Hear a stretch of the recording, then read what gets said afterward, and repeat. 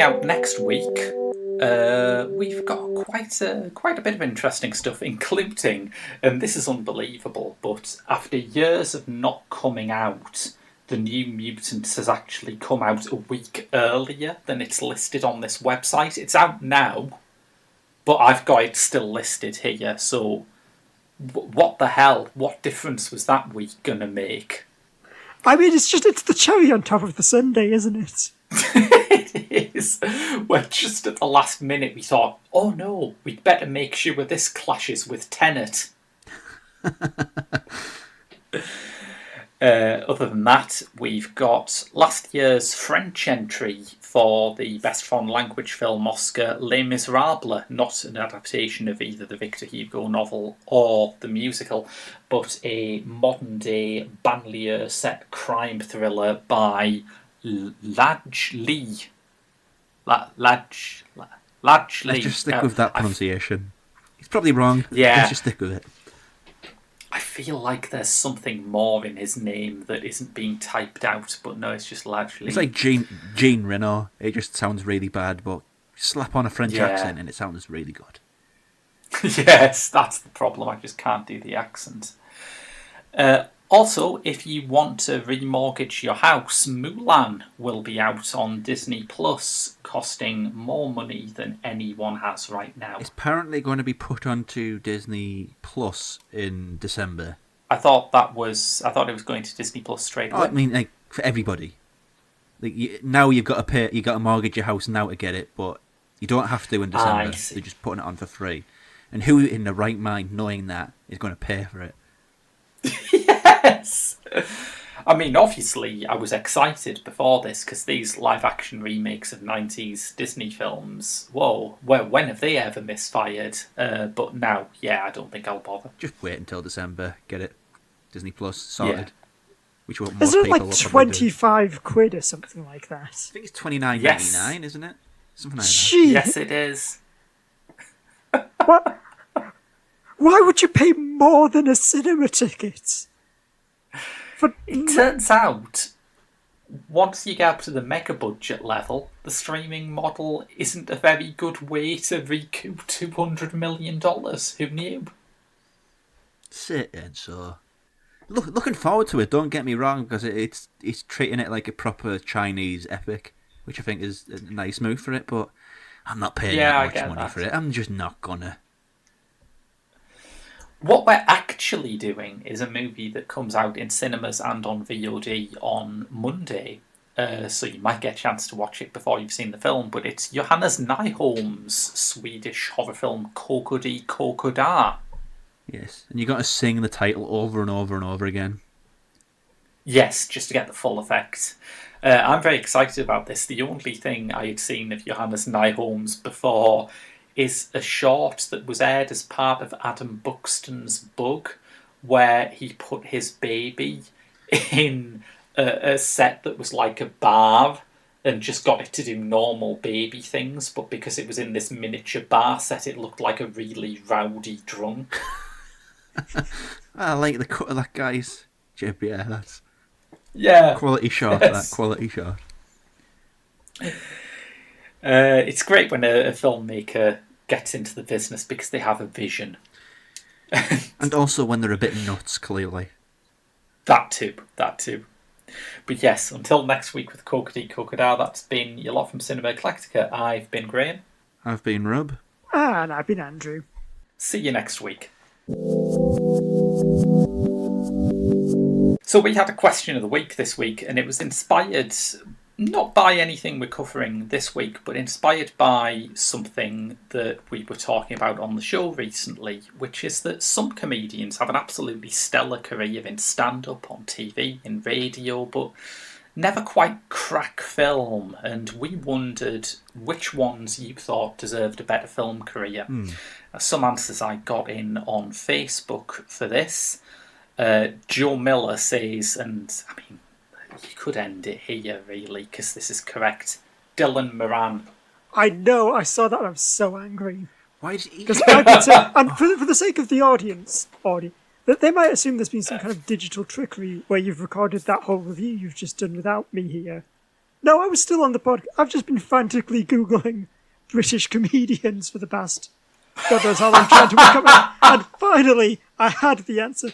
Dylan Moran. It's obviously Dylan Moran. And Joe's beat me to the bloody punch. If Americans don't know him, he is the salty potential love interest from Shaun of the Dead. Or says you don't drive in London. Yes. And then he gets eaten by zombies, chewed in half. Oh, nom nom nom. Oh, spoiler. Have you not seen Shaun of the Dead? Come on. Come on. Yeah. He also is terrific in Calvary, a film which is also a parade of misery but has some sort of purpose and dramatic focus. Yes. I would say, though, apart from films, if people are looking to kind of understand why Dylan Moran is so great, watch Black Books. Defo, yes, certainly. Angry Irishman being an angry Irishman, only hilarious. It's properly hilarious. It's genuinely, it's my kind of semi-joking, but not quite as joking as I was dream, to just have a rundown bookshop in which I'm perpetually just drunk and smoking cigarettes and yelling at anyone who comes in. Yeah, I completely. John Paul McQueen says, Phil Cool, the Jim Carrey of the 80s, his description, not mine. I think one Jim Carrey is already more than enough, but I respect the suggestion. If we're doing the opposite of which comedians deserved less of a film career, I think Jim Carrey is top of that list. Yes. Yeah, I think one Jim Carrey is about 3 Jim Carreys too many.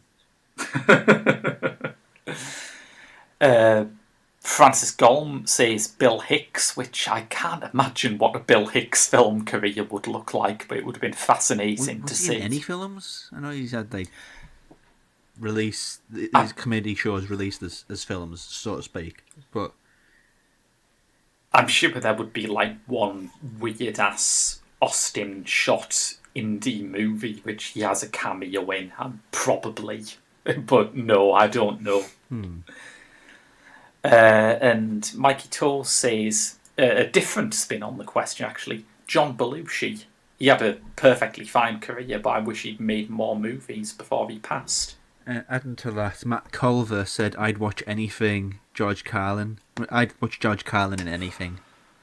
Yes. Particularly topical with, of course, Bill and Ted being out in a couple of weeks' time. Cut an interesting trailer, that. I saw it before Tenet. Yes, yeah. I was quite charmed by it. I have 2. One which I think Graham will like, and one which I think anybody should like. The one which anybody should like, Donald Glover. Ah, yes, good point. Because he's on Community, very talented comedy actor. He's done other stuff. Atlanta, he was great in Atlanta. But movies, all I can really think of is that cameo in Spider-Man Homecoming, was it he was in? Yes, yeah. Yeah, I think he's definitely not done a lot of kind of big budget things, I think. You would think that someone at Donald Glover's level of fame and success would have had dozens of lead roles by now, but he hasn't. The other one is much smaller scale, but you will know her voice from Bob's Burgers, BoJack Horseman, and Gravity Falls. Kristen Schaal. Yes. Come on. A little bit of Kristen Schaal makes every single thing better. She's got an instantly recognisable voice, and she's just great. Give her movies. Come on, Hollywood. Give her movies. Yeah. Yeah, she needs to be some kind of adorable robot character or something like that. I once had a dream where I was watching a movie with Kristen Schaal and John Hodgman as a sort of Bonnie and Clyde style couple on a cross-country crime spree, and I was bitterly unhappy when I woke up and found out that it didn't exist. Well, I think you found your way into the film industry, Graham, there. Who could fail to buy that pitch? Somebody who was wrong, Graham. Somebody who was wrong. Well, I mean, skipping over the ones that that prompted us to make this our question of the week, because we were talking about Rick Mail and we were talking about Peter Cook, and both of them I think had the full package as a leading man, but never quite did it for some reason. So I would like to propose a rescue operation for poor old Kate McKinnon, Okay. who I adore and think has just the most incredible energy and the ability to disrupt a room in an absolutely fascinating way. And yet, since her big movie star coming out party in Ghostbusters, has had little bitty roles in films that I have not wanted to watch at all. I think the most prominent thing she's been in is Danny Boyle's Yesterday. So a Rough Night or Bombshell never did it for you, Graham?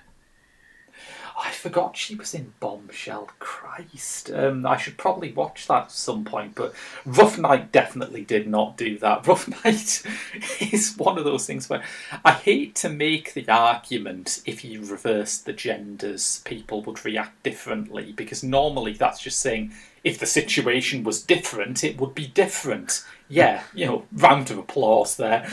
But I cannot imagine anyone making a movie these days where a group of celebrity men have to hide a dead stripper. And there's a good reason for that. It's not a good premise for a comedy. It doesn't matter if you get Kate McKinnon in it. It doesn't matter if you get one of the women from Broad City in it.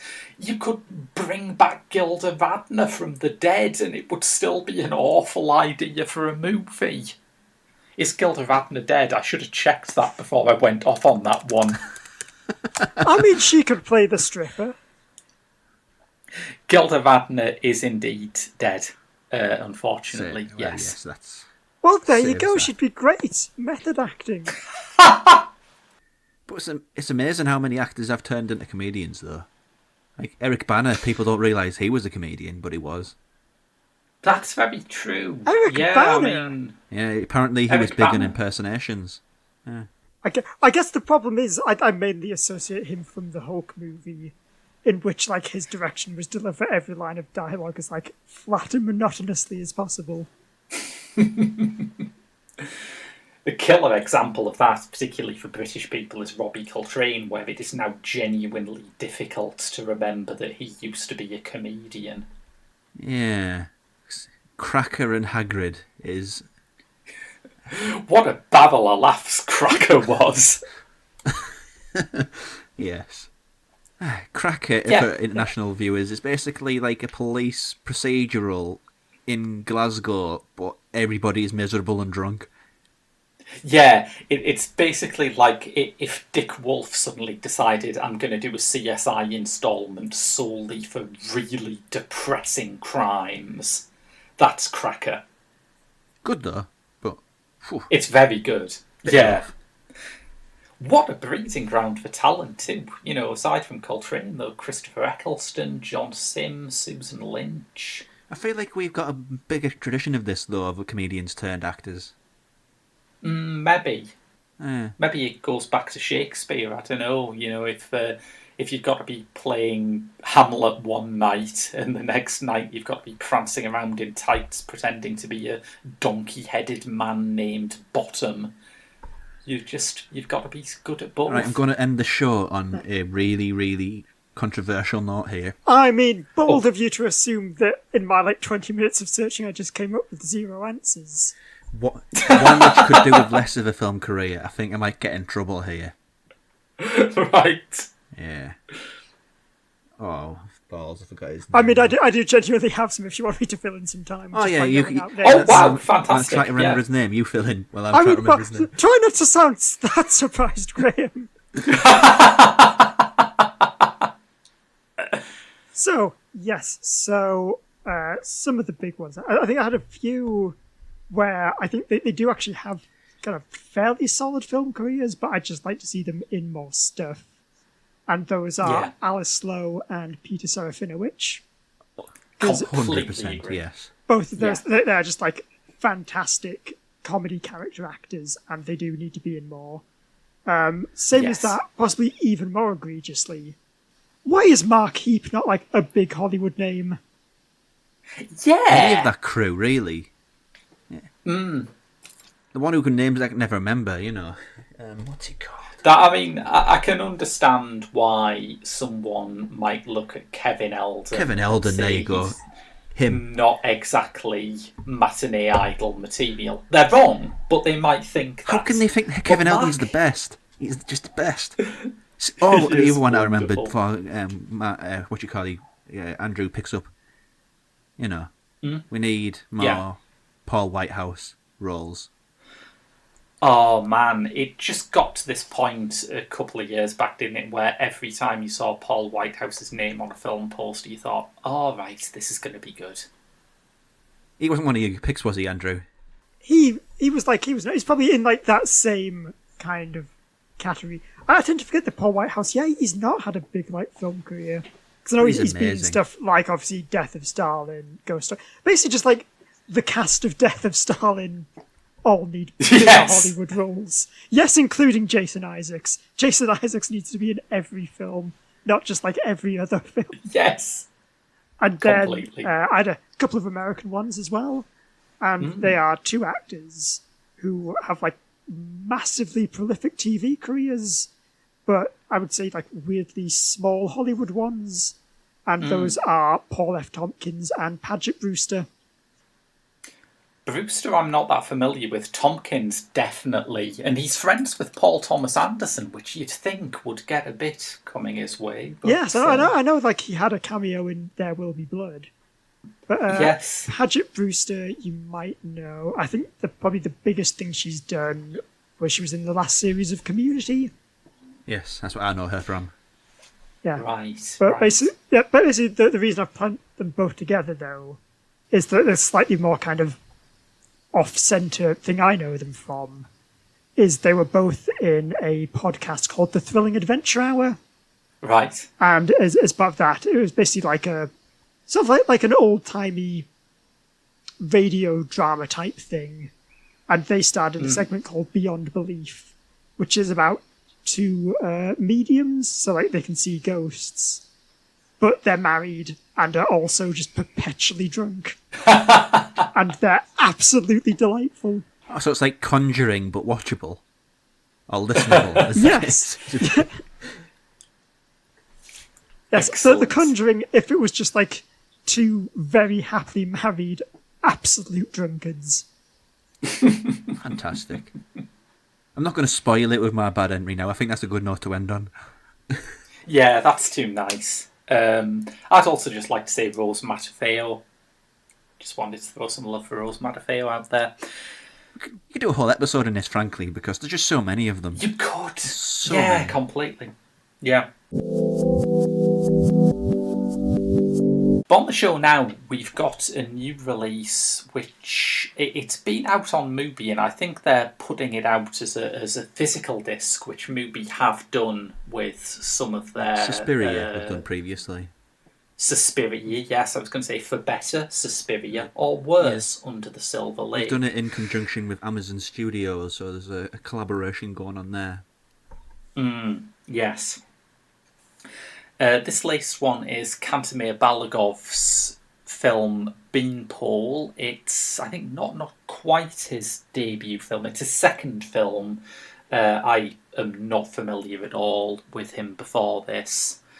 But it's a story set in Russia just after World War II, after the USSR was victorious, yes, but essentially, ruined. It paid a devastating price for that victory. It's set in Leningrad, and the survivors of the siege include a nurse called Iya, who was nicknamed Beanpole for her incredible height and ranginess.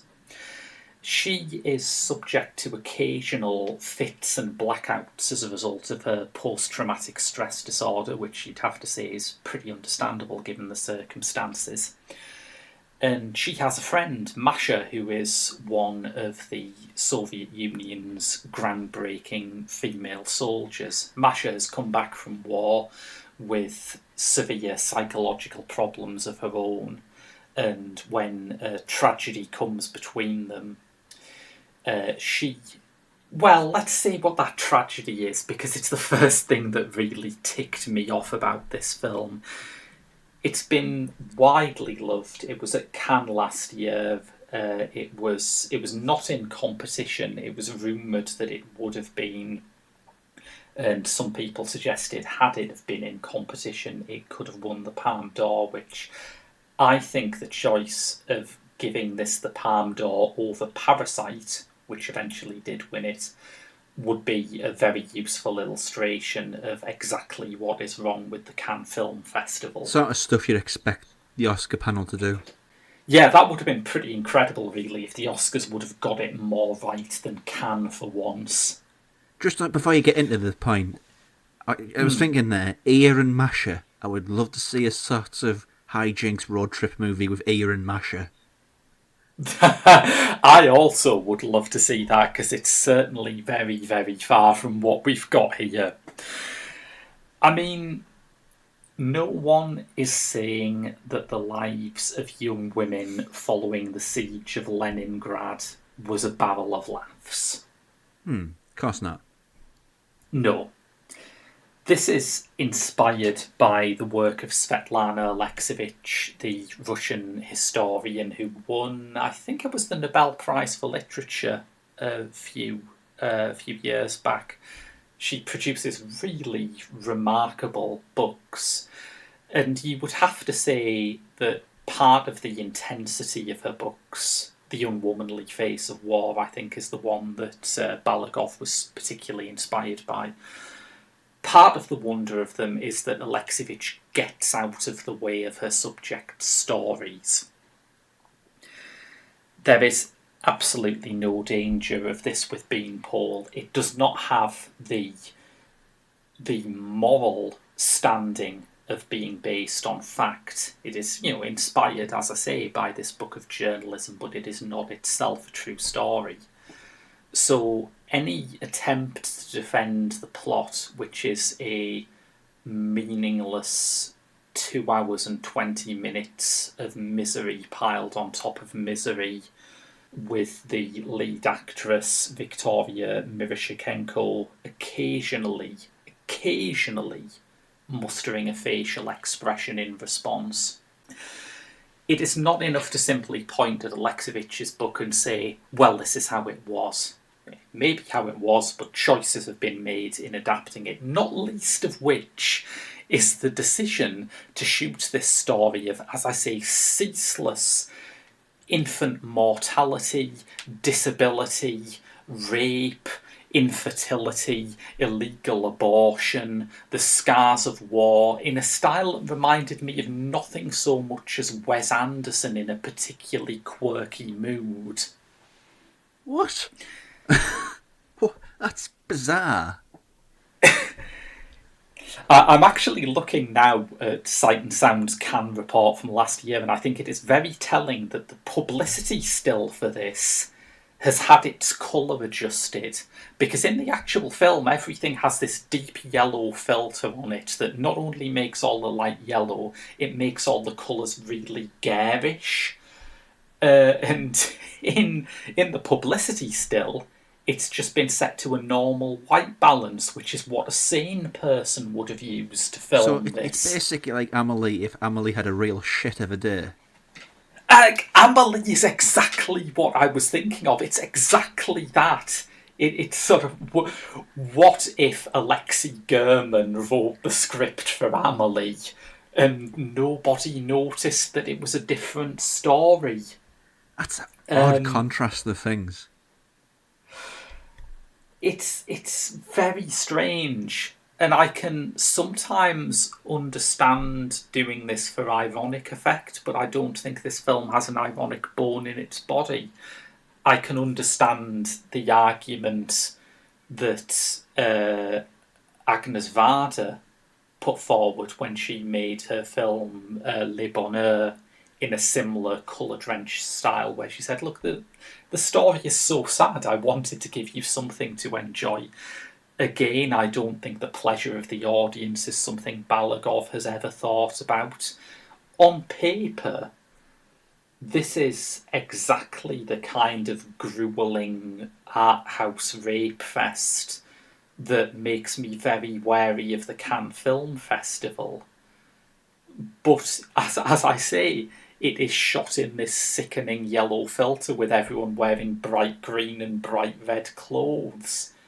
And you think, what? Seriously? But it's got a claim for a reason. Surely there must be something there that got all this praise and all these plaudits. I Surely. think there are just people for whom this kind of narrative is catnip, and that you have the contact high of confronting something which is very real and disturbing without having to read a whole Svetlana Alexievich book. And I mean, I hate to go after the fans of something, and I note on Letterboxd a lot of my friends really enjoyed it. It's got a lot of very well written, very effusive reviews. I always note that when you have these films that are made to be as grueling as possible, there is always a faction of the fan base who set upon anyone who dislikes it and go, oh, well, you just couldn't cope with it. You couldn't face its truth. Go back and watch your Spielberg films. Need to bring up Ghostbusters New Blood edition for a greater example of that. Yes. Yeah, I think there's that, but it strikes me as particularly interesting that this happens in films that are, surely, if they're meant to do anything at all, are meant to make us understand other people's suffering, right? In theory. That would be the plan. So why do they always attract this incredibly macho, cock-waving audience who thinks that their ability to sit through a scene where I'm going to give you the inciting tragedy from Beanpole, and get ready, this is just the first 20 minutes. A woman has a fit and falls on top of her friend's child and smothers it to death. This is like Russian black comedy. It's... Because that's the sort of thing, isn't it, in very dark places in the world. They have an even darker sense of humour. Again, I could get past it if it was aiming for bad taste comedy, but it's done in that style which thinks that the longer you hold on a take of something awful happening, if you hold on it for like about 3 solid minutes, meaning will somehow come out of it. Obviously, that meaning won't be in the script, and I don't think this film really has anything to say about trauma or the aftermath of war that isn't absolutely sort of on the level of it's quite bad. I certainly don't think that you were invited into Aya's head in any way, other than, as I say, to note that she has been through a lot and her life is rubbish.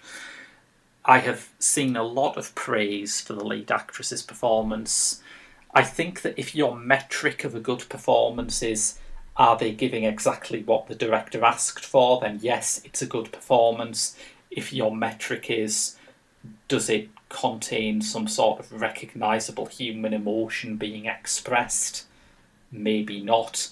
But it is the sort of film where everyone just expresses their emotion by staring blankly into the distance and saying bleak things. It got to the point where about 45-50 minutes in, Aya's superior asks her to euthanize a patient, just put a pillow on his head and just end it.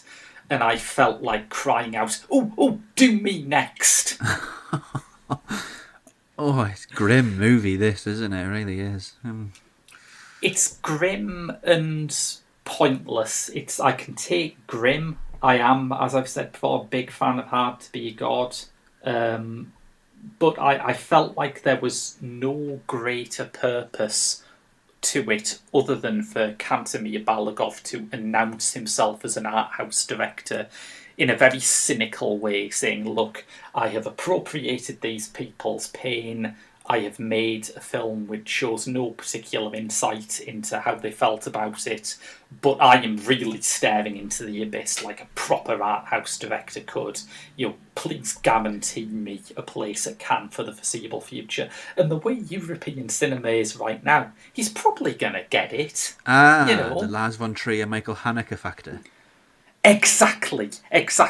I thought we had got over this 2000s era where it was basically the Cannes Rape Festival, but it turns out there'll always be someone who is easily impressed by a male director using women's agony to show what a tough guy he is. I think it's a absolutely abhorrent film, and I am struggling to think of a film that we have been sent in that I would recommend less than this. And you never got sent in, but you've also done United Passions on this show, so Yeah, this is a high level for you to clear. it really is. You know what I kept thinking of with the disjunct between how it's filmed and what it actually is? I kept thinking of Darren Aronofsky's Mother. Yes, we're country voices in that one as well, aren't we? Cinema Clicker. Everybody loves that. We don't. I think there were people who sort of, now the dust has settled, said, well, it must have something to cause that much of a stink. So, you know what else causes a big stink? When an elephant takes a dump. Just when an elephant is just around being... I've been to zoos. I know what elephants smell like. Oh, they're bad-smelling animals, aren't they? I mean, sometimes you can say, oh, it doesn't know any better. You could say it for directors too. They just don't know any better. It's just the way they are. But at the end of the day... Sorry to put it like that. Excellent. Yes, let's end it on that.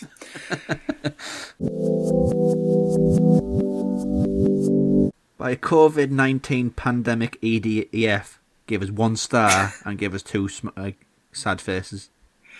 I feel okay about being disliked by COVID-19. Yeah, I mean, it's weird how a pandemic can grow sentience and start giving bad reviews to podcasts. I mean, let's not give it too much credit. It does have terrible taste in podcasts. It does. But why us?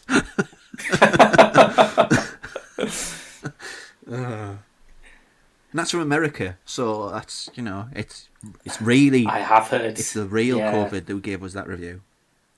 They've been having problems with COVID over there, and I think we can see what they mean.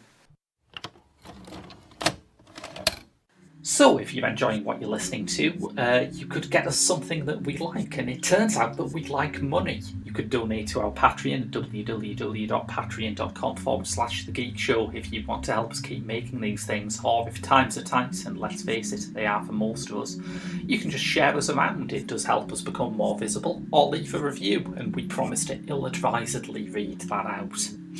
You can follow us on social media. We are on Twitter, Facebook and Instagram at TGS_The Geek Show. Perplexed by the pompous, ponderous piffle purveyed by normal art critics? Well, you've come to the right place, because we're not normal. We take a not-so-serious look at the serious worlds of art and literature. Join Sarah, Andrew, Rob and Graham for a piffle-free journey through the cultural landscape of the 21st century. Literary loitering. Because you can't make a cultural omelette without smashing a few eggheads. Hey everybody, this is Billy West from Futurama. Hi, how you doing? I hope you're doing lousy because I'm doing lousy. And I don't want anybody to be happy if I'm not happy. Now get me a sandwich with maggots on it.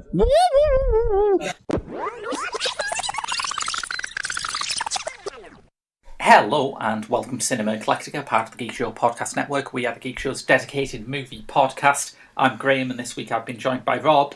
Hello. And Andrew. Hello, they've let me out the dungeon again. I know, and for a film that isn't even based on any book, let alone a comic one. I know, well, desperate times. A potential other movie of the week was New Mutants, and they have let that out. That's amazing. So, this is the last year of existence in the whole universe, isn't it? Got to admit, it feels like a herald of the apocalypse. No, that was the X-Men movie from a few before. Yes, the one with Oscar Isaacs playing Ivan Ooze. X-Men movies are terrible. It's a great franchise. No, this week we are reviewing Tenet, Christopher Nolan's biopic of the former CIA boss George Tenet, and specifically that tricky period when he learned how to reverse flow of time. That's as good of a synopsis as any, let's be honest, because I wouldn't be able to crack that Yes. nut. So let's try, though. Let's give it a go. John David Anderson from Black Klansman. Washington. He's, at the beginning, he's in a siege or a crisis management thing at a Russian ballet. But that goes badly. And then he gets all of his teeth pulled out and he dies, but then he's not dead. Yes. And I'd forgotten how very strange that prologue was. Yeah, that doesn't really... Yes, I mean, if you'd like, I can kind of quote some of the dialogue from that scene to hopefully explain it a bit better. Because you see, the thing that's going on is...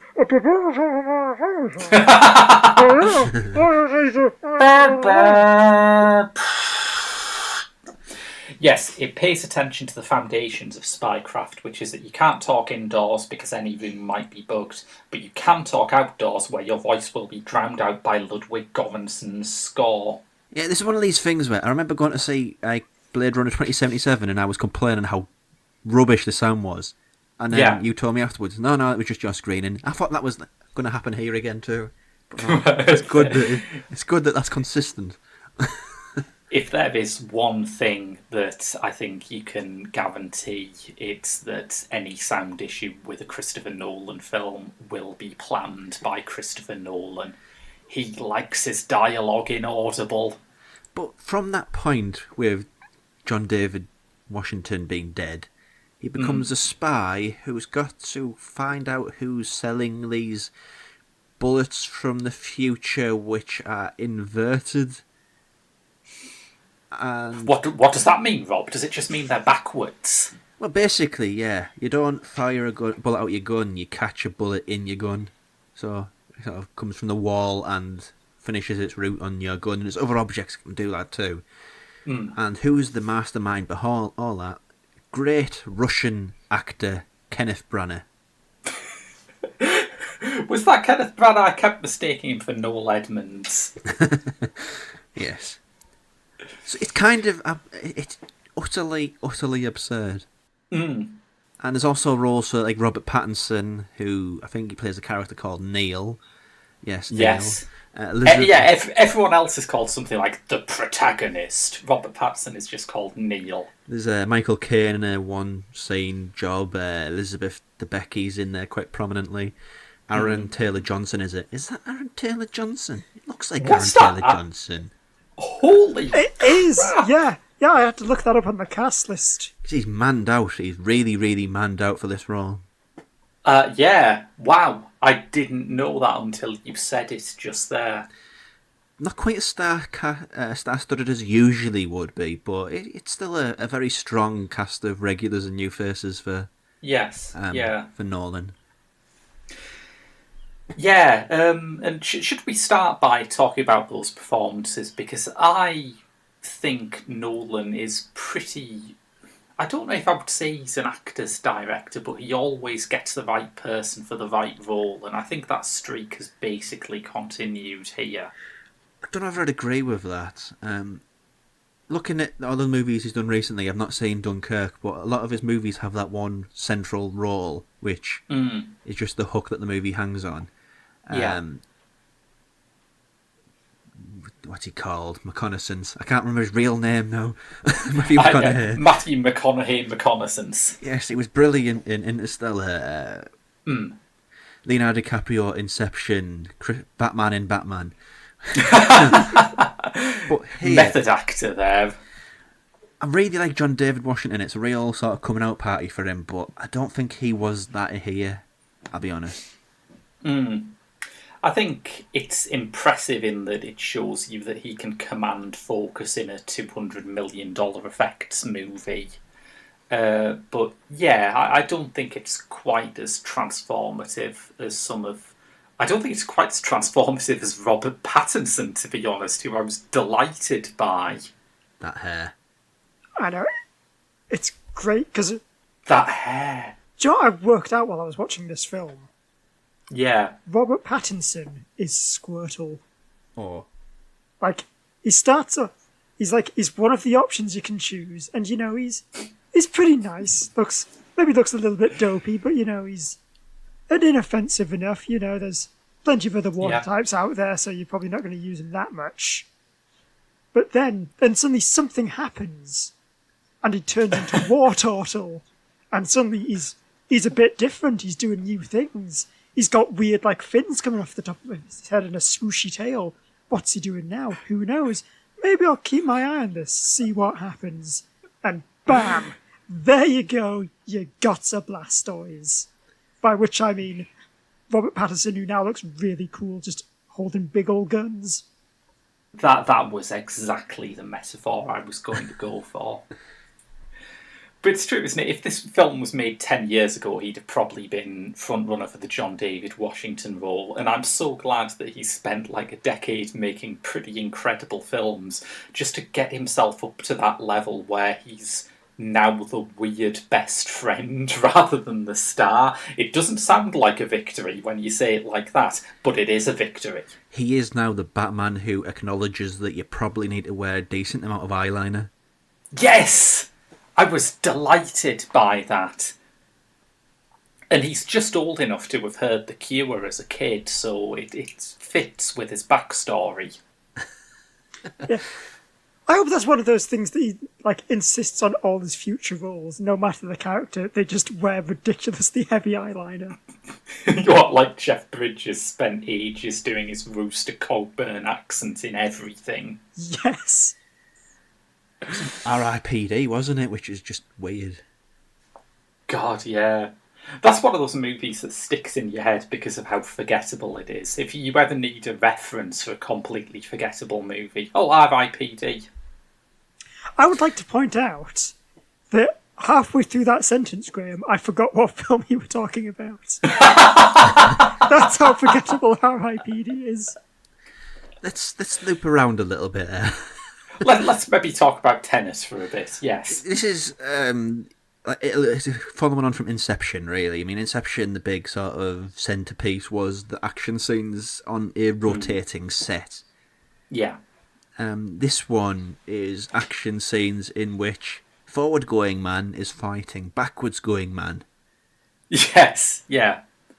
And why did they not call it Forwards Man v Backwards Man? because that'd be acknowledging the fact that it's superbly silly. Yeah, I think that was the original title, but the fact that Gemini Man failed meant they had to reconsider it. Yes. I mean, on a technical level, it's really impressive, though, isn't it? I mean, I can understand how they did Inception. They did it with a lot of money. Yeah. But here, I can't see the cogs at work. It's very, very invisible sort of craft there, and it's really remarkable, I think. Because I think part of what Nolan is doing with the spectacle is not just, bringing to bear modern technology on it, although he is obviously doing that. But it also wows you just because it's planned out really well. If you have a character who is moving backwards through a scene and they have to interact in a particular way with the character moving forwards in the scene, special effects will get you so far, but you have to plan that out to a military degree. And there is a real thrill of watching everything just kind of Rorschach blot its way back into the same situations from two different directions. Yes, I mean, I know certainly the highlight of the film for me, I assume we're doing spoilers? We're spoiler wary. We can get murdered for spoilers. To an extent. Basically, I will readjust what I was saying then. Just in that there is a fight in which we see it kind of from the perspective of one of the people who is going forward in time.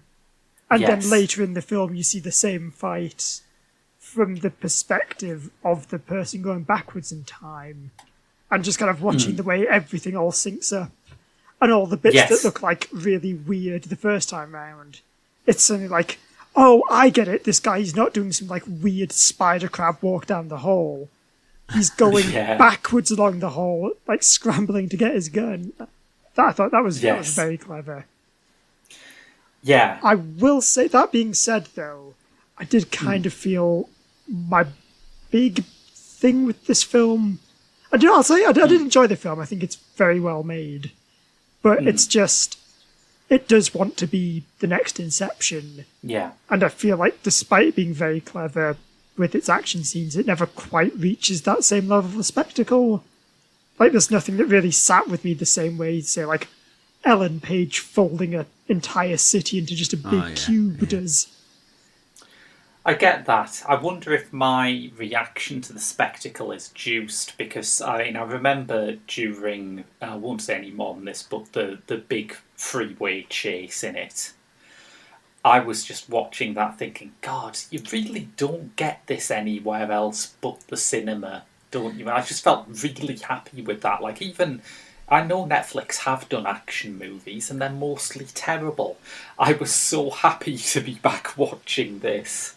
Yeah. That chase scene wasn't all that, I'll be honest. The car chase. Oh, I loved it. The action scene I really liked was one which had absolutely no mind-bending spectacle at all. It's one in the hotel in Nodnall. Yeah, you see what I did there? References. I see what you did there. In which John David Washington beats up all those Russians. Yes, yeah. He's a leading good fighter, man potential there to do that sort of action scene. He is handy in a scrap, as they say. Yes, yeah. Especially when he's got a cheese grater in his hands. Yeah, that's a lovely sort of Jason Bourne kind of detail there. And he's not 70. There's not many new actors coming up which get to do that sort of proper violent action scene where it's not done by superpowers butting heads of each other. That's proper physical stuff there, and there's not many actors who get the chance to do that sort of scene that often. I'll be honest. Completely, yeah. I think part of the discussion about it being really complex and impossible to follow on a first viewing is it's partly true. There are bits of it that I don't quite get. Partly? Well, my thing is, what is the story of Tenet other than a bunch of spies find out that a baddie has a nasty weapon and they want to stop him using it? But the dialogue doesn't help. The dialogue is like, we could write coherent dialogue which makes sense and we understand what's going on and relate to people, but nah, let's alienate everybody. That'll be fun, won't it? Yeah. I think also the trick with Tenet, like most Christopher Nolan, especially Christopher Nolan kind of science fiction-y movies, is, see, the trap you fall into is trying to sit there along and going, right, okay, like reverse entropy, you're not throwing the bullet, you're picking it up and trying to understand that. But what you need to do is you just need to sit there and go, yes, this is all complete nonsense. Well, yeah. I mean, time travel movies always get me because there is a cohort of people who discuss time travelling movies as though it was an actual existing science. And that blows my mind. It's like, how is this not a paradox? Because it's not.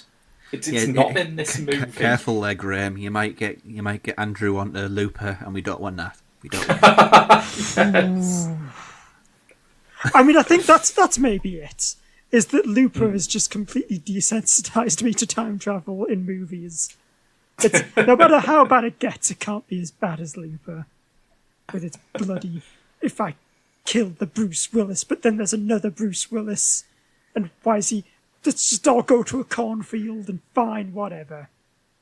I really liked about the. I mean, I'm not a fan of this. I'll be outright and say it. But what I really did like about it is how it all sort of pieces together. How Andrew was saying earlier, how you see the action scene from one end and then you see the other side of it.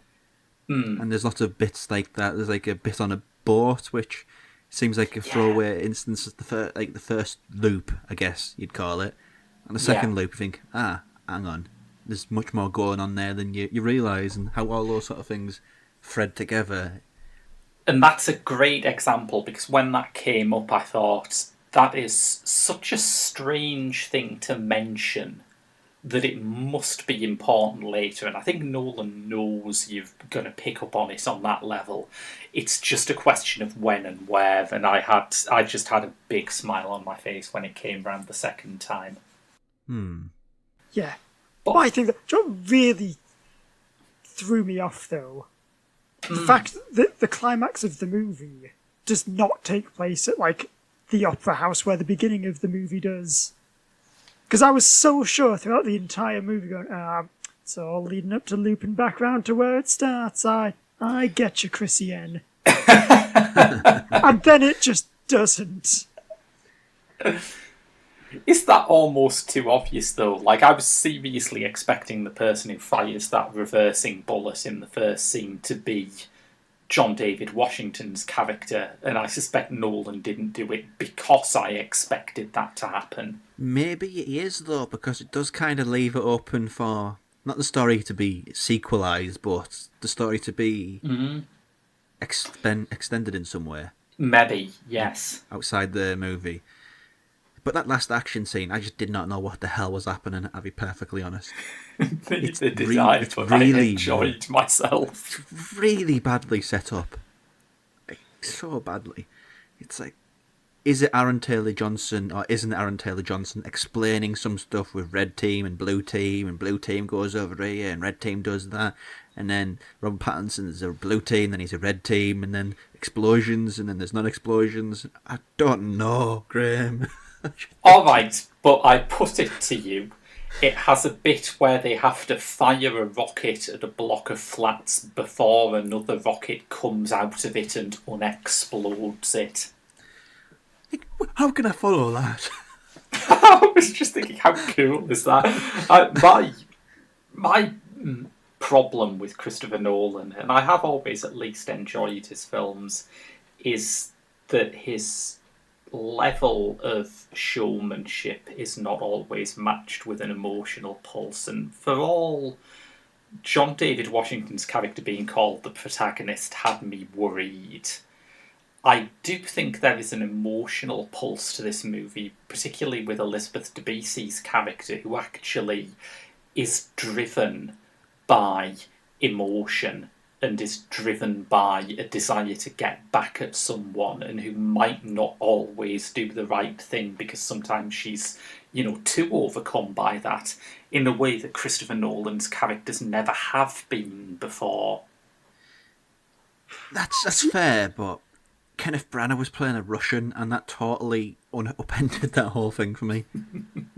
Yeah. Because he's basically doing in Russia, fuck, that dumb joke. Yeah, but I think I've been softened up. Cardboard Russian, basically. Yeah. Yes. In Russia, time travels you, that kind of thing. There we go, that's the one I was thinking of, yeah. So, yeah. Also, my other argument with that is kind of, I did feel there was like a little kind of troubling undercurrent of, the big manly men have to go save the world, and gosh darn it, this dame better not mess things up for us with her womanly emotions. I can sort of see that, although I am almost minded to view it as a kind of self-critique of Nolan's previous Swiss Watch universes, where you think you have enlisted as the linchpin of your intricate plan to save the world a woman who is psychologically traumatised from domestic abuse. How elite are you guys exactly? Have you thought this through? Yes. But it's World War III, It's not World War III where there's a war. It's World War III where everything dies. Which isn't really a war, is it? Let's be honest. It's simultaneously World War III and World War -3. Yeah. See what I mean? It all keys together, but once it's all keyed together, you think to yourself, that just made no sense. It's basically a Saturday morning cartoon that I just watched. I can't counter that, I think. But the music's terrible, though. Let's be honest. We've got to bring that up. I'd say the music is good. the sound mixing is what's terrible. Oh, yes. Like, the music is cool and very pulse-poundy. It's just every scene is, okay, what we've got to do now is... It was nice, though. It was a nice little bit of nostalgia where, Nolan's bringing back the Bwamps. Yes. We've been missing the Bwamps in cinema for a while, but he's bringing them back to life. I think having a whole summer where we've just been watching indie titles on streaming has made us very Bwamp nostalgic. You can't have the trailer for, like, Never, Rarely, Sometimes, Always, just have a big Bwamp on it. It's not the same thing. I mean, you say we can't. Yes. This is what fan edits are for, Graham. Fair point, well made. We just Bwamp everything. Have we got any further points about Bwamps or otherwise before we do some recommendations? Yeah, I had a thing. I'll let you go first, Rob. Well, mine was pretty brief. It's way too long. Yeah. I was watch checking after an hour, and I thought, wow, I'm only an hour in. This is slow. Yeah. Yeah, especially up, because, but, yeah. the middle of the film drags on quite a bit. There's no greater significance to what I was going to say there. It's way too long. 150 minutes probably doesn't need to be that. I must admit I was impressed at how quickly the thing moves. I mean, when you think the traditional grammar of a kind of globe-trotting thriller like this is that any time the location changes, you have to have a shot of the plane taking off, an aerial shot of the town you're going to, a shot of the plane landing, a shot of someone walking through the airport. He was just, no, we're going to cut from John David Washington walking in the middle of India to John David Washington walking down the street in London. Just going to do it. Yes. Yeah. Also, with that, I think that there was a weird kind of sense of both it kind of taking me out the film a bit, but also finding it quite endearing, of just it being the most Christopher Nolan-y thing, of having John David Washington start a conversation as they're walking down the street. Then suddenly, it's the next bit of the conversation, but now they're in a cafe. And then without breaking the conversation, they're like on the back of a fire truck. Now we're parachuting through the air, and we're still just having the same conversation. What's missing on the editing floor is just 20 minutes where they just stood saying nothing to each other. He said, hang on, wait until we get to this other place, and then I'll continue the conversation. Hang on, it's really good. Yes. And then like another 5 minutes of him going, wait, so where was I again? We can't possibly talk on the bus. There'll be all engine noise. Our dialogue could be drowned out. Heaven forbid.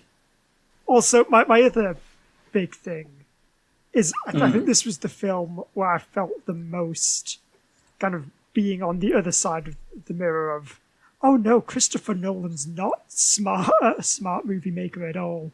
He's just a very flashy, big dumb action movie director. And it was the scene where I can't remember who it is specifically is trying to explain time travel to John David Washington. And they mention the grandfather paradox. And he just acts like it's the most revolutionary idea he's ever heard. Like it's not. This is literally the most basic of all basic time travel premises. Is what if you went back in time and killed your own granddad? Would you still be born? Literally the plot of Back to the Future, a movie released 35 years ago and aimed primarily at children. But yes, let's explain it all here. At least there wasn't a picture of him fading, Who said that? I think it was with the Indian woman, that scene. Ah, yes, the fabulously named Dimples Kapadia. Dimples Kapadia? That's it. That's her name. Is that what happened? Is that why Robert Pattinson's just had to be named Neil? Because what's the point in trying to make up a name? Because it's never going to be as good as Dimples Kapadia.